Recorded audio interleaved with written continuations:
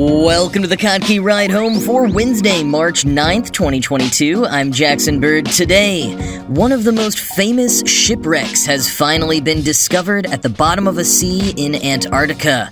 Plus, why the letter Z has become a Russian pro-war symbol, and post-punk Alvin and the Chipmunks. Here are some of the cool things from the news today. The most famous shipwreck in Antarctica, Ernest Shackleton's Endurance, has been found after over 100 years, specifically 100 years to the day after Shackleton's funeral. From the New York Times, quote, Endurance, a 144-foot, three-masted wooden ship, holds a revered place in polar history because it spawned one of the greatest survival stories in the annals of exploration. Its location, nearly 10,000 feet down in waters that are among the iciest on Earth, placed it among the most celebrated shipwrecks that had not been found. Shackleton left England aboard the Endurance with a crew of 27 in 1914, bound for a bay on the Weddell Sea that was meant to be the starting point for an attempt by him and a small party to be the first to cross Antarctica. Shackleton never made it to the pole or beyond, but his leadership in rescuing all his crew and his exploits, which included an 800-mile open boat journey across the treacherous Southern Ocean to the island of South Georgia, made him a hero in Britain. Shackleton was tripped up by the Weddell's notoriously thick, long-lasting sea ice, which results from a circular current that keeps much ice within it. In early January 1915, Endurance became stuck less than 100 miles from its destination and drifted with the ice for more than 10 months as the ice slowly crushed it. As the ship became damaged, the crew set up camp on the ice and lived on the ice until it broke up 5 months after the ship sank. End quote. Explorers and scientists have long wanted to find the shipwrecked Endurance, in part because of the heroic narrative that's been built up around Shackleton and his crew, and because the discovery represents a massive, some had said impossible, challenge. Quoting the BBC, the project to find the lost ship was mounted by the Falklands Maritime Heritage using a South African icebreaker, Agelhas 2, and equipped with remotely operated submersibles. The mission's leader, the veteran polar geographer Dr. John Shears, described the moment the cameras landed on the ship's name as jaw-dropping. We have successfully completed the world's most difficult shipwreck search, battling constantly shifting sea ice, blizzards, and temperatures dropping down to negative 18 degrees Celsius. We have achieved what many people said was impossible. And continuing from the BBC, the Weddell Sea is pretty much permanently covered in thick sea ice, the same sea ice that ruptured the hull of Endurance. Getting near the presumed sinking location is hard enough, never mind being able to conduct such a search. But herein also lies part of the success of the FMHT project. This past month has seen the lowest extent of Antarctic sea ice ever recorded during the satellite era, which stretches back to the 1970s. The conditions were unexpectedly favorable. End quote. And unlike that ship off the coast of Rhode Island I mentioned last month, which still has parties debating whether it is actually Captain Cook's HMS Endeavour, this ship is undeniably the Endurance. Photos and videos captured by drone show the ship in remarkably good condition, with its nameplate still fully intact on the stern. Of course, Captain Cook's ship was 250 years old, not just 100, and Shackleton's Endurance had the key advantage of being located in extremely cold water, without any wood-eating marine organisms around. Pretty solid preservation conditions. Marine archaeologist and exploration director of the expedition, Minson Bound, described the ship as, quote, without any exaggeration, the finest wooden shipwreck I have ever seen, by far. End quote. The ship has still become home to many deep-sea organisms, just not the kind that would munch on its wood. Deep-sea polar biologist Dr. Michelle Taylor told the BBC that the ship is, quote, sprinkled with an impressive diversity of deep-sea marine life. Stalked sea squirts, anemones, sponges of various forms, brittle stars, and crinoids related to urchins and sea stars all filter feeding nutrition from the cool, deep waters of the Weddell Sea. End quote. The $10 million exploration, funded by an anonymous donor, made use of 2 battery-powered submersibles that used sonar to scan the seafloor within a wide range of the last recorded location of the ship by its captain and navigator, Frank Worsley, back in 1915. The wide range was in order to account for errors in Worsley's navigation equipment. The drone submersibles chosen were called Sabertooths, manufactured by Saab and designed specifically for autonomous deep-sea exploration, maintenance, and monitoring. When the the ship was spotted, the saber-tooths used high-resolution cameras to take photos and videos, some of which you can see at the kottke.org link in the show notes. No artifacts will be pulled out of the water, however. Per the Antarctic Treaty, a global agreement to protect the region, the shipwreck is classified as a historical monument, so the crew and their submersibles are not allowed to touch or remove any part of the ship. All research and future exhibits based on the wreck will be from images and scans taken by the saber-tooths. The whole team is now en route back to Cape Town, but they hope to call into South Georgia where Shackleton is buried, so they can, as Dr. Shears put it, using Shackleton's nickname from his crew, quote, "pay our respects to the boss," end quote.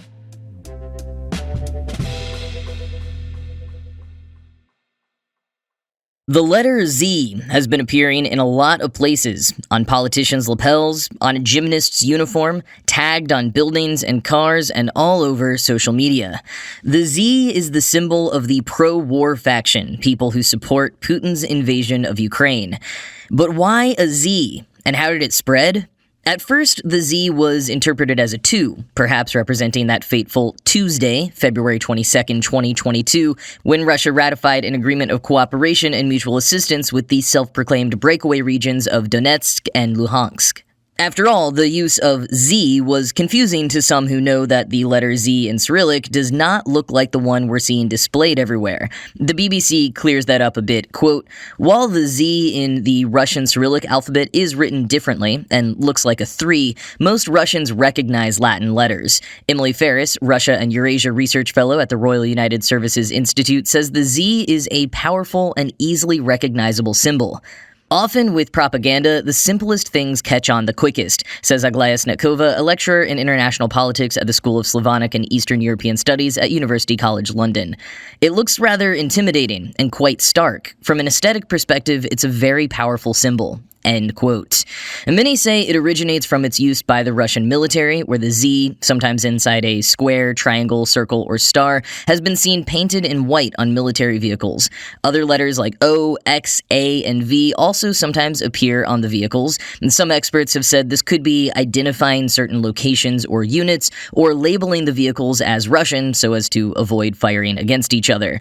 What exactly all the letters mean is still not exactly clear. When used in non-military spaces like on social media, some people were thinking that the V stands for Vladimir Putin and the Z for President Zelensky, which doesn't quite track since Zelensky's first name, Vladimir, also starts with a V. Whatever the Z means exactly, it has certainly taken off with pro-invasion proponents. And not all of it is organic. Quoting The Guardian, "Just 3 days after the invasion, the Kremlin-funded state network RT announced on its social media channels that it was selling Z merchandise, including t-shirts and hoodies, to show support for Russian troops. Since then, countless flash mobs across the country have been organized by the authorities, in which young Russians are seen wearing a Z shirt while displaying their support for the war. The Z letter has also been painted on large Soviet-era apartment blocks and posted on street advertisement signs. A number of schools have also posted images of children standing in a Z formation. One image that's been circulating online since Sunday showed terminally ill children from a hospice in the southern city of Kazan forming a Z to support the invasion of Ukraine. Officials eager to show their support for the war have even pledged to include the letter in the names of their region.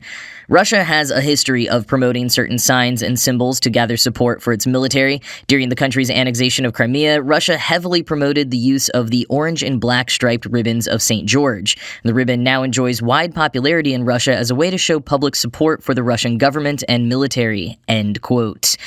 While the Z has been adopted by people outside of Russia, like Serbs as a pro-war demonstration in Belgrade recently, not everyone in Russia supports it. There have been many instances of it being satirized, including memes transforming the Z into the swastika as a critical commentary of the symbol. It's also been used, as so many symbols are, to intimidate opponents. For example, The Guardian points out that members of the opposition art collective Pussy Riot had the Z symbol painted on the door of their apartment.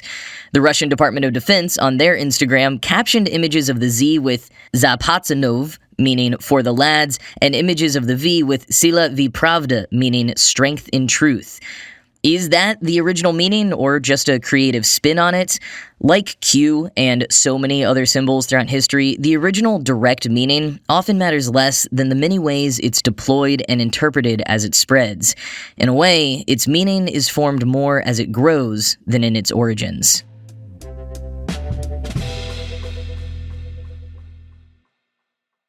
Well, let's end today with a reminder of the good and fun side of social media. But first, we have to start with many years before social media, back in good old 1980. 1980 was the year that graced the world with the certified gold album, Chipmunk Punk, a collection of Alvin and the Chipmunk covers of popular songs, none of which were really punk. The songs included hits like My Sharona, Crazy Little Thing Called Love, Call Me, and Refugee. The album was remarkable because it was the first Alvin and the Chipmunks album to come out with Ross Bagdasarian Jr. at the helm and voicing the characters after his father and the creator of the Chipmunks had passed away 8 years prior. The franchise had largely come to a standstill following his passing, with no new content being produced. The Chipmunks did make a return to Saturday morning cartoons via reruns in 1979, which set the stage for the new album, but Chipmunk Punk would be their official return and led to the 80s resurgence of the gang with an all-new cartoon series debuting in 1983. But fast forward to 2015, when someone decided to slow the entire album to 16 RPM and mercifully uploaded it to YouTube. The video's been resurfacing this week thanks to a tweet from podcaster Jeff Blair, who described the slowed-down version as having, quote, revealed what was secretly the most important post-punk/goth album ever recorded, end quote. And it really does sound very cool. Here's a listen to the 16 RPM version of Alvin and the Chipmunks' version of Call Me by Blondie.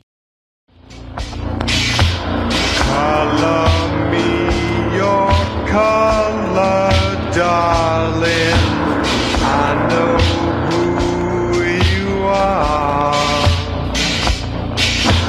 Come up off your color chart. I know where you're coming from. Call me on the line. You can call me anytime. It kind of starts sounding like Echo and the Bunnymen in that form.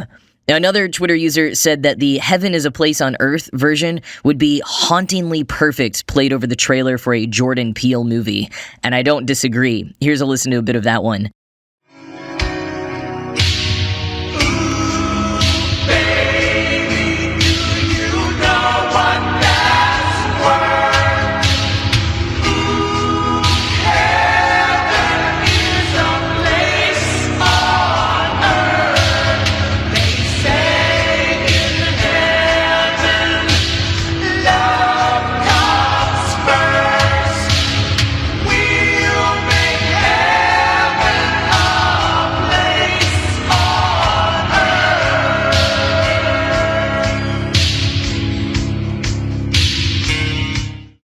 Now, someone else said that they tried doing this once with the much more famous A Chipmunk Christmas, but it definitely didn't have the same effect.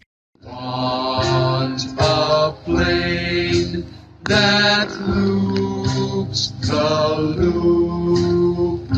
Me, I want a hula hoop. Yeah, something about Chipmunk Punk specifically really hit on the exact recipe for eerie, post-punk, almost vaporwave vibes.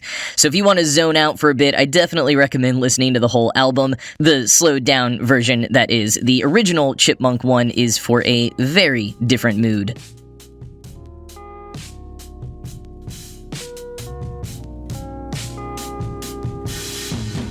Well, that is it from me for today. As always, this show was produced by Ride Home Media and Kottke.org. I am Jackson Bird, and I will talk to you again tomorrow.